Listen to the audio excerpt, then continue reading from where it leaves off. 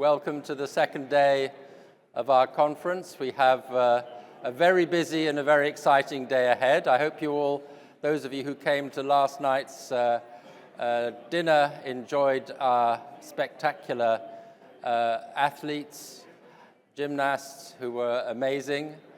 But we're going to match that today with our speakers and our dinner tonight. So looking forward to that. And we are starting with a panel, fundamental panel really, on defense and guarding the future, defending Europe at strategic frontiers. And it's my great pleasure to welcome for the first session Minister Dendias, who's going to enlighten us, not least on what just happened in Ankara, I hope. So, Minister Dendias, please join me on the stage. Good to see you. Well, first of all, thank you for being back at our event. I don't know how many times we've had you here, but it's many and much appreciated.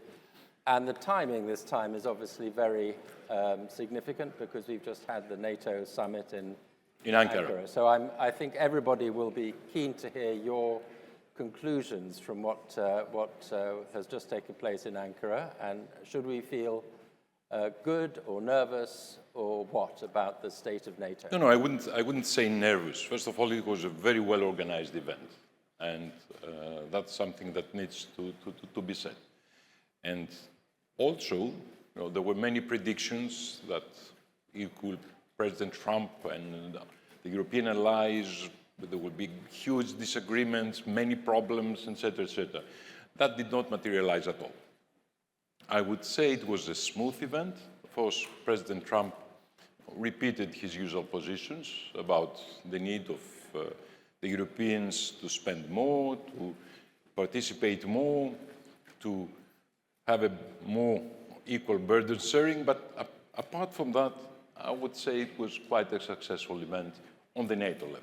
But there were one or two, and I have to ask you about these, just one or two sensitive moments. There was the issue of Greenland came up again, perhaps not quite as intensely as before. And not within the summit. So how to interpret that specifically, first of all? Well, that's a question that needs to be answered by the government of the United States of America, not me. What I have to say is in the formal meeting, in the formal discussions in which I was present, that was not put on the table as an issue. Okay. So what President Trump said outside the meeting, that's a totally different issue. It concerns the United States government and possibly Germany. And if I was speaking to the Spanish defense minister this morning and not the Greek defense minister, then maybe the tone might be slightly different because there was a distinct attack, if you like, on Spain for being a terrible member of NATO and trade. I don't know what the status of these trade sanctions are on Spain, but how do you interpret that? First of all, I would not say attack. You know that President Trump has, let's say, a rather unusual way of expressing himself. But having said that, we in Spain are in different areas of Europe, and the main issue that was discussed during the NATO summit was spending more than 3.5% on core defense and another 1.5% on additional expenditure that will be added to the 3.5. And that was a decision taken unanimously by NATO allies in the Hague summit 1 year ago. Greece constantly, all the last year, spends above the NATO threshold. So there was no blaming, nothing to be said against Greece. Now, what Spain has to say and what Spain's position would be, that was before Prime Minister Sánchez to answer, not me. So, and we heard yesterday, by the way, from the ambassador, the US ambassador to Greece, that Greece is in very good standing on that front. The defense relationship is very good. I'm sure you will. Yes. But more broadly, on the NATO level, you are in an alliance. There has been progress on spending, but in many countries, including my own Britain, it's tough to get to that level of spending. Well, I heard Prime Minister Starmer, the answer would be on his way out, of course, to say that the United Kingdom will keep the commitment and will spend more. And also, we're talking more about spending. I would put another angle on it. We have to spend efficiently. It's not just the amount, it's how we spend them. Because let us be frank, there are other needs. The societies need support. We're at a critical junction. Everything is changing in the world economy, and we have to keep society together. So just throwing money on defense is not the answer. It is one of the indicators, but not the sole indicators. It's the efficiency of how we spend the money that is also very critical. And I think that's the next level of discussion within NATO. Well, maybe it's more technical, but it's equally, if not more important. And I want to come on to more of that, but just to say that if you take my country as an example, we've just had, as I'm sure you're very, very well aware, a big tension between the Ministry of Defence. We saw your, I'm sure you know Mr. Healy very well. Very well, and I'm sorry that I lost him. Who resigned because he was engaged in an enormous battle with the Treasury, the Finance Ministry, over the spending of not only the amount of money, but I think there is a deep suspicion by those who have to give the money and find it from other budgets, from other accounts, about precisely the question that you mentioned, the efficiency of the spending, and a mistrust that, yes, we can write a big check, but is it going to be well used? So is any of that debate, discussion, dynamic, does that occur in Greece as well? I have to say, for me, it was obvious that John Healy, well, who am I to judge what's happening in the United Kingdom? But having said that, there was one indication that created awareness in our system that there's something problematic there. And I will specifically mention the occasion on which the sovereign bases in Cyprus were attacked from Hezbollah. There were Greek frigates sailed I gave the order at 12 o'clock at noon. The two Greek frigates, to protect Cyprus against Hezbollah, sailed at 10 o'clock that evening. It took 21 days for the British frigate to sail from Portsmouth. So that tells us something. I totally accept that there is a problem with the readiness and the level of investment in defence. But the principle was on the Treasury side that they were concerned that they could give money to big investment programs, big military spending programs, and that the money would be there somehow not used efficiently. I mean, that's an your internal point. dialogue within the United Kingdom. But my question is, does this dynamic exist at all in Greece? So you say that defence spending has to be done smartly, not just the amount.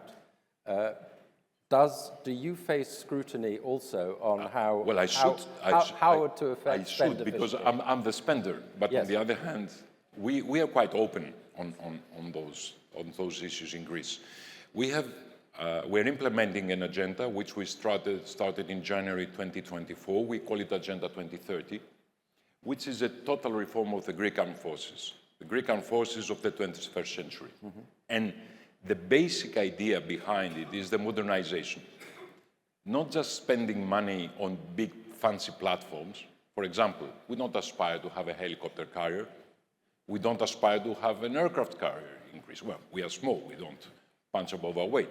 We're trying to produce innovative solutions that will serve two purposes. The first one, which is our constitutional duty, is defend the country against any threat. Okay? But the second is also to create growth in the economy, which is also an element that we have to take into account. If we spend 5% of our GDP, we have to give to society something back. So for us, the idea is to spend cleverly, efficiently, and use this expenditure to create a Greek ecosystem on defense that will be able to produce dual-use solutions that would serve the rest of the economy as well. By the way, I'm always saying that Greece went to the 2010 crisis for two reasons: the public debt and the fact that we're exporting much less from what we were importing. In the Ministry of Defense now, we offer an example, a paradigm of how we can address both those issues. First of all, we stay within our fiscal space. We don't overspend. We spend exactly what we have, not a penny more. And second, we're trying to create home-produced solutions that are exportable and can help us address the balance of payments. So we believe that apart from doing our constitutional duty, that is defending the country against threats, we are also serving our economy and we are serving the Greek people. Well, let's dig into that a little bit, because I know you've been, and in fact, most defense ministers or defense departments are doing this now. You're very interested in drones. We've seen from Ukraine the revolution that drone war or autonomous systems. We have seen it before that, we haven't noticed. We saw it in Nagorno-Karabakh in 2020. Yes. So can you tell us a little bit about the state of play with drone development, manufacture? What is Greece's niche in this area? Well, let me be again honest. Yeah. We entered this rather late. But having said that, we have one huge advantage. We can do a jump start. So we can learn from mistakes of others, and we can go very, very quickly in even more innovative solutions. For example, right now, artificial intelligence is everything. It's not just the drone, it's the swarm of drones, either on the air, on the sea, under the sea, on the ground. So that's exactly where we're going. And also, in a very limited time, we have created lines of production, because I'm opening a parenthesis here. Drones are not like other things. You don't have to have a huge stockpile. That would be stupid, because they're developing so fast. They're developing so fast, by the time you need to use them, they're outdated, so you have to throw them away. So what we're doing is creating lines of production that can be used efficiently if and when the needs arise.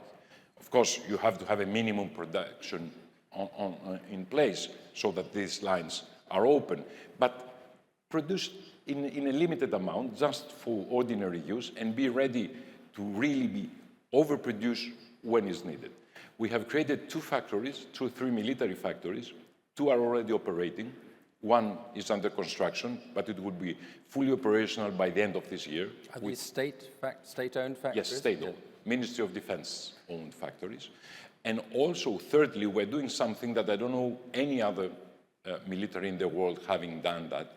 We're creating movable in container factories of drones. So each major unit of the Greek armed forces could produce with 3D printers its own drones. So this is the security of production in any conflict, so that it's less vulnerable to attack. Exactly. We could diversified, yes. Very, very quickly. Yes. And how does this fit in, or does this fit in? You said, you want to create investment in military capabilities that are exportable, that can be a net gain for the Greek economy, or at least bring in advantages for the broader Greek economy. Is the drone technology part of that, or are there other areas? Also the anti-drone technology, okay. Which is, we have produced, I think, one of the cheapest and best anti-drone systems in the world nowadays. We call it Kentavros. It's one of the few in this world that has seen action.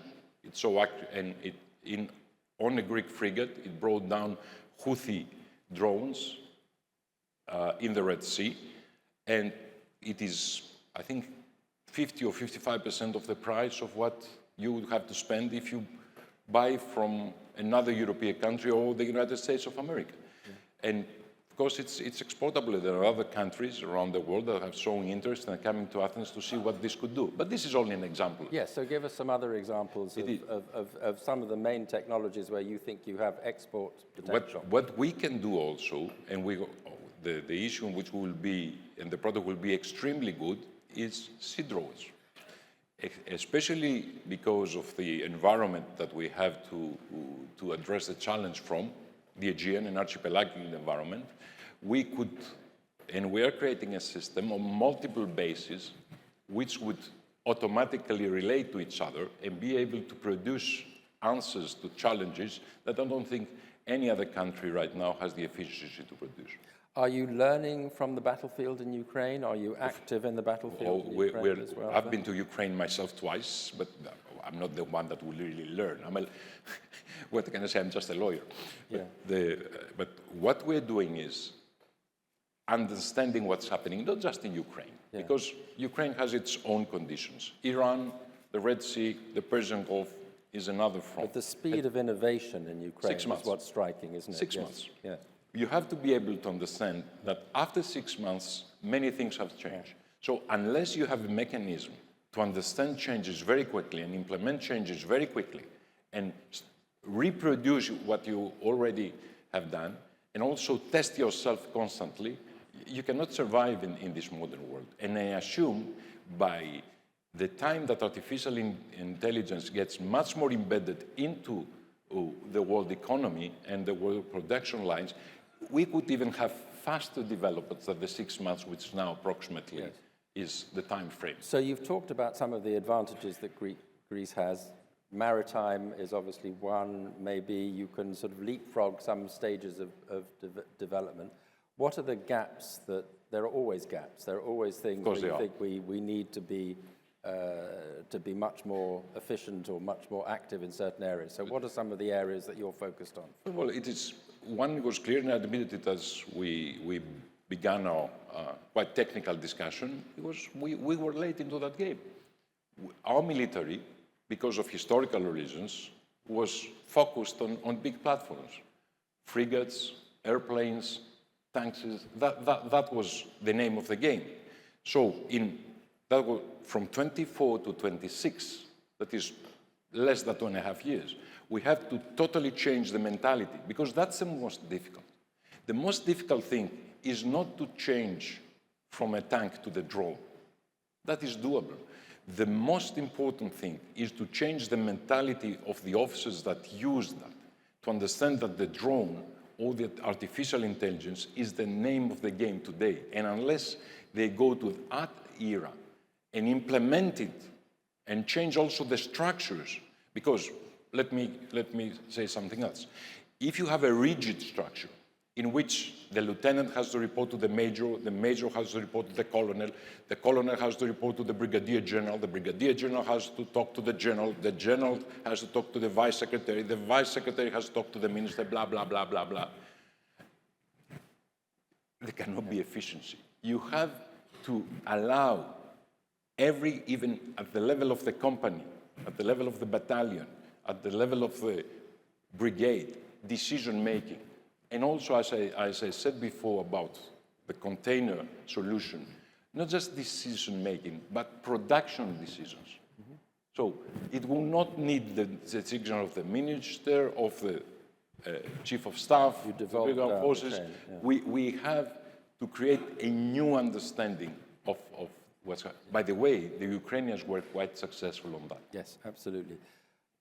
Let's be honest, the reason why Greece has met these targets, why it has had a relatively high share of GDP going on defense, is because of the security concerns you feel with Turkey.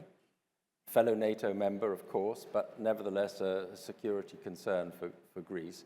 How do things stand now with Turkey today? Turkey's going to get new aircraft now, it seems, from America. Hopefully not. Well, perhaps you could comment on that and the implications for Greece. So how is this changing defense environment affecting that rather core defense concern? Well, let me be honest. I mean, nobody would believe me if I answer otherwise. Greece is not happy for Turkey to get the F-35. Greece is not happy with Turkey getting engines for a new generation aircraft. And our general approach to that is we are not to judge what the United States of America is doing and to whom the United States of America is selling. That's the business of the United States government. We're just asking one question. Is it to the real interests of the United States of America, yes or no? And of course, it's for the American people and the American government to answer that. Let me give you, again, a just small comment. It is certain that for the United States government, NATO, and especially stability in the Eastern Mediterranean, is essential. So, giving a platform to one country in the Eastern Mediterranean without the caveat that this cannot be used against another ally member Is it to the interest or not to the interest of the United States? And the same, if there was a the same could apply for Greece as well. Yes. I mean, let's say I'm going to the United States on a trip, and I'm meeting War Secretary Hegseth, and he tells me, I'll give you F-35s, but you will not attack Turkey with those F-35s. Yeah. What would I say? This is unacceptable? Or I would say, I wouldn't mind because I'm never even dreaming of attacking Turkey. Oh, by the way, Italy or any other NATO member. So in my humble opinion... if that was a condition of the sale of F-35s to Turkey, you would be happy, would you, for Turkey to... Well, this is for the government and the Prime Minister to answer, but I would say my advice would be, of course, a big yes. If whoever sells whatever to a NATO ally with a caveat, not just take it, let us not isolate this. Yeah. Let's assume it has to do with Italy, or with Spain, or with the United Kingdom. I think it's really elementary that these platforms sold from one country to another within NATO will not be used against another NATO member. How is the diplomacy on that front going? Presumably you've put this position to the American government. Well, exactly because it's diplomacy, I would not like to comment openly. But we're going to try, and we're going to try hard. Okay, let's, because we have very little time, let's step back a little bit as the situation right now in the war with Iran. It seems to be flaring up again. What do you think will happen, and what do you fear might happen, and how should we interpret what is going on right now? Well, first of all, I was not happy this morning, let me be honest. Yeah. Okay, when I read the report, I don't know what will happen. I'm not good in predicting things. I'm not even good in necessarily in analyzing. What I can say is what is good for Greece, what is good for the European Union, what is good for NATO, and what is good for the world economy. And that is preserving freedom of navigation and Iran becoming a normal country. Not exporting terrorism, not exporting instability, not threatening, not sending ballistic missiles all around the region. I mean, why did they attack in the past Saudi Arabia? Why do they attack Bahrain? Why do they attack UAE?